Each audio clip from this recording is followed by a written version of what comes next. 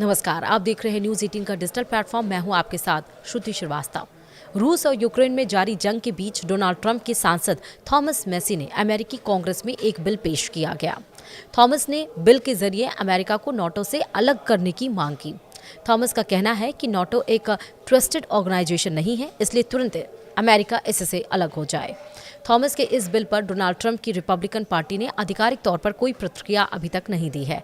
NATO एक military गठबंधन है जिसमें 32 देश शामिल हैं, इनमें 30 यूरोप के और 2 नॉर्थ अमेरिका के। नाटो का मकसद का राजनीतिक और सैन्य साधनों के माध्यम से अपने सदस्यों की स्वतंत्रता और सुरक्षा की गारंटी देना है। थॉमस मैसी ने जो बिल पेश किया उसका नाम है not a trusted organisation act, यानी कि नाटो एक्ट। बिल में उन कारणों के बारे में डिटेल से बताया गया है जिसके लिए अमेरिका को नाटो से अलग करने की मांग की गई है। इनमें नाटो अमेरिका के हितों की रक्षा नहीं कर रहा है, नाटो का पूर्व की ओर विस्तार रूस अमेरिका तनाव का कारण बना और नाटो अब विश्वसनीय संगठन नहीं प्रमुख रूप से शामिल है। तो आपको हम बता रहे हैं, पहला पॉइंट, नाटो की स्थापना शीत युद्ध यानी कोल्ड वॉर के समय सोवियत संघ को संतुलित करने के लिए हुई थी। आज सोवियत संघ नहीं है, इसलिए प्रस्ताव के अनुसार नाटो का मूल उद्देश्य अप्रासंगिक हो गया है। दूसरा, सोवियत संघ के पतन के बाद पश्चिम ने दावा किया था कि नाटो पूर्व की ओर नहीं बढ़ेगा, लेकिन उसके बावजूद 1999 से लगातार पूर्व की ओर उसका विस्तार हुआ।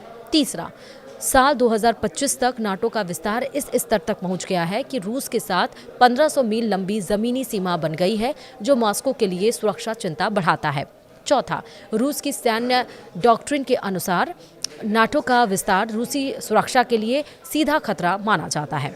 पांचवा, साल 2007 की म्यूनिख स्पीच में भी पुतिन ने नाटो के विस्तार को उकसाने वाला कदम कहा था और एक दिन पहले पॉलिटिको से बात करते हुए डोनाल्ड ट्रंप ने भी नाटो कंट्री पर तंज कसा।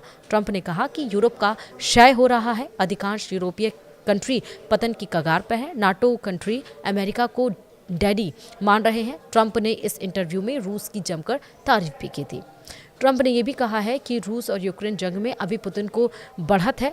यूक्रेन अगर संधि नहीं करता है तो आने वाले दिनों में उसे बड़ा नुकसान होगा, यानी कि आप ये मान सकते हैं कि आने वाले दिनों में जेलेंस्की को एक जोर का झटका भी लगेगा, जिस तरह से उनके रिप्रेजेंटेटिव्स में अमेरिका के यानी कि डोनाल्ड ट्रंप ने कहा भी है और वो मांग भी रहे हैं कि अब अमेरिका को पुतिन जेलेंस्की का साथ नहीं देना चाहिए। और बार बार ये डोनाल्ड ट्रंप कह रहा है कि जेलेंस्की को अब सरेंडर कर देना चाहिए, अब युद्ध खत्म होना चाहिए। लेकिन नाटो से क्या अमेरिका अलग होगा?